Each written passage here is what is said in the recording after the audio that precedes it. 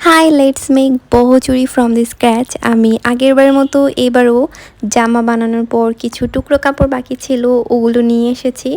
আর সাথে বেস হিসেবে ছিল আমার পুরনো কিছু চুড়ি, যেগুলো এখন আর পরা হয় না। এগুলোকে আমি এখন একটা নতুন লুক দিব। তো সেই টুকরা কাপড়গুলো থেকে আমি একটা কাপড় নিয়ে তাকে চিকন আর লম্বা করে কেটে আমার সেই পুরনো চুড়ির মধ্যে পেঁচিয়ে নিচ্ছি। খুবই সিম্পল একটা প্রসেস, দেখলেই বোঝা যাবে, আমি এটা এক্সপ্লেন করতে পারছি না ঠিক মতো।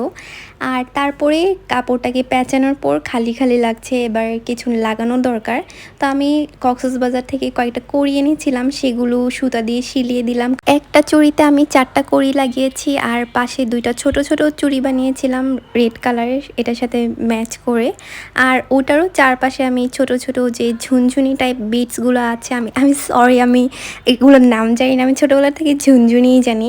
এনিওয়েজ আমি ওগুলো লাগিয়ে দিয়েছি 2টা 2টা করে চারপাশে।